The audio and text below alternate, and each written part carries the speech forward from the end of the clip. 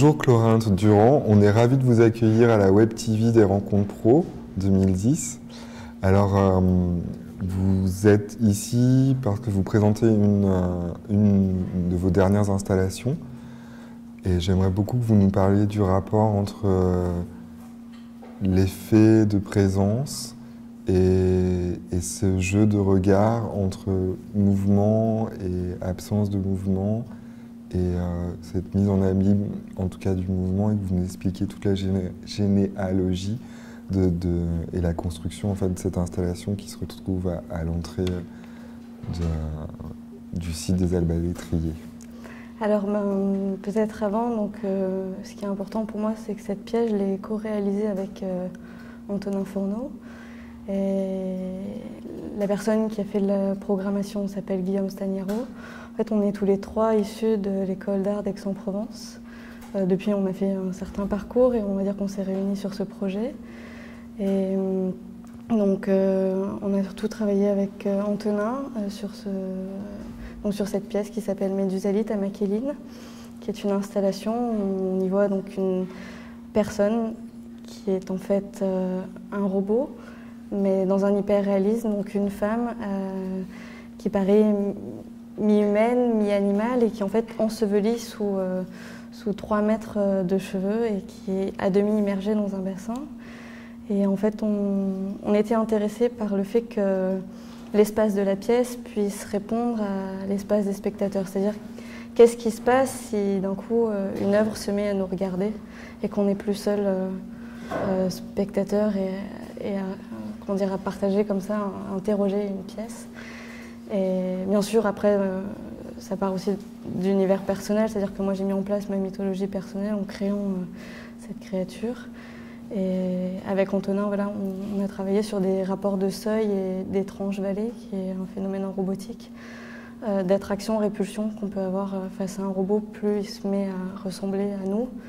Mais quand il s'anime, il y a un décalage qui se produit et c'est ce côté qui peut être dérangeant qui nous a intéressés. Donc voilà, travailler sur des seuils.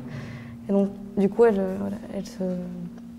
il y a tout un travail avec le spectateur qu'elle a son propre comportement, en attente, mais quand un spectateur rentre dans son espace, c'est-à-dire circule autour du bassin, elle le voit et par un mouvement de tête, elle semble réagir à sa présence. Et donc il y a une rencontre qui se passe généralement entre le spectateur et cette créature, je ne sais pas encore comment l'appeler. Est-ce que vous pouvez nous parler juste un petit peu de la manière dont vous avez... parce qu'en regardant toute l'installation, on se rend compte que ça joue beaucoup avec les mythes de la Gorgone et que c'est une créature mi-hybride, mais en fait qui est quand même très anthropomorphe. Et je voulais savoir si cette figure mythologique vous avez inspiré ou vous avez intéressé. Alors, en fait, c'est, on va dire, une rencontre entre des références comme ça, très classiques et une culture peut-être plus pop, d'où le titre. Alors, le titre Médusalite à Makéline, en fait, ça fait plus partie de l'univers des comics Marvel. En fait, c'est une héroïne qui a des très longs cheveux, et qui est une non-humaine et qui vient sur Terre pour étudier le comportement des humains.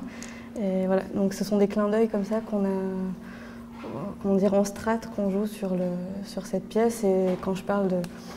C'est aussi pas mal de références cinématographiques, dont l'univers japonais avec les yokai et on dit yurei.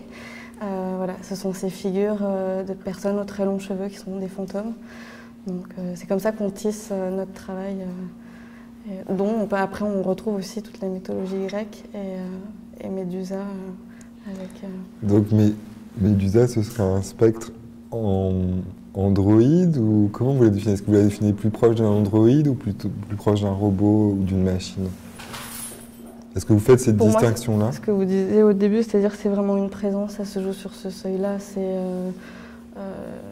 Pour moi, j'affirme pas que c'est un robot. Enfin, après, ça dépend à quel stade du travail, parce que quand on y a travaillé dessus, ça devient... Enfin, c'est le mythe de Prométhée, on donne naissance à quelque chose. Donc, pour moi, il y a vraiment un affect, mais ça c'est plus en interne, on va dire. Mais non, je la définis pas comme un robot, c'est vraiment un jeu de présence. Et cette tension qu'il y a. Et pour autant, elle raconte pas une histoire, enfin, c'est pas un espace, c'est plus un jeu d'émotions qui va se dégager. Et pourtant, dans cette émotion-là, avec les cheveux, on pense tout de suite, on pense à certaines pièces de Maupassant, à certains écrits de Maupassant, notamment sur la mèche de cheveux dans le tiroir. Enfin, on y pense forcément parce qu'elle est effectivement comme une espèce de fantôme qui essaye quand même de vous attraper. Et du coup, il y a quand même toute une... Comme si elle était une simple amorce, en fait, de quelque chose, d'un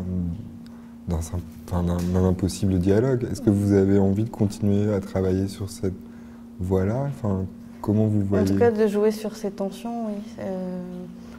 Dans mon travail passé, je joue comme ça sur des bribes en tout cas qui font partie je sais pas comment dire, mais d'émotions collectives et beaucoup qui font référence comme ça à des classiques. Enfin, j'ai fait une vidéo qui va être présentée ce soir qui s'appelle Naufrage. Voilà. Ça se passe aussi dans cette relation-là entre comment dire. Bon, là, c'est dans tout autre univers, mais... Vous pouvez nous décrire Naufrage? Naufrage, ce qui est très drôle, c'est l'univers. Déjà, le titre qui peut être comme une continuité avec Médusa. Mais je suis partie différemment. Donc, en fait, l'idée, c'était de simuler une explosion. Mais pour autant, elle n'est pas visible dans sa forme. Elle est exprimée au travers des corps. Et j'ai tourné cette vidéo au ralenti. C'est-à-dire que ce n'est pas généré par l'ordinateur, mais j'ai tourné à 1000 images secondes, ce qui finalement donne quelque chose de plus proche d'attitude chorégraphique. En fait, quelque part, j'ai toujours été intéressée par les positions de corps et ce qu'ils peuvent transmettre, ce qu'on retrouve aussi dans la tension qu'a Médusa, dans cette position très contrariée, ces mouvements très souples qu'elle a. Et donc, ce qui m'intéressait, c'est donc j'ai bloqué 7 personnes dans un décor, où les meubles, comme ça, il y a des phénomènes physiques, les meubles sont enfoncés dans le sol. Et on a ces personnes qui se retrouvent comme ça, privées de toute capacité conclusive, et qui, comme ça, qui sautent et qui sont propulsées en arrière. Voilà. Et il n'y a rien qui vient expliquer ce qui se passe. En fait, cette scène aurait pu être l'acmé d'un scénario catastrophe. Est-ce que vous travaillez sur ces... Comment vous définiriez ces actions, que ce soit celles de la machine androïde ou du personnage incarné et celle de vos films? Est-ce que ce sont des micro... Est-ce que vous travaillez sur le micro-mouvement, sur la micro-émotion? Comment vous travaillez ça? Est-ce que c'est quelque chose qui vous intéresse ou est-ce qu'au contraire vous êtes plutôt du côté du ralentissement peut-être? Je pense qu'il y a dans mon travail, il y a un rapport à l'espace et au temps. Voilà, je pense que c'est peut-être plus comme ça qu'il faut que j'arrive à le présenter, c'est cette notion-là. Donc soit, bien sûr, on travaille en ralenti, mais aussi qui est produit par le corps lui-même, sans pour autant avec des effets. Et voilà. D'accord. Et qu'est-ce que je peux vous souhaiter alors? Est-ce que vous avez des projets en gestation?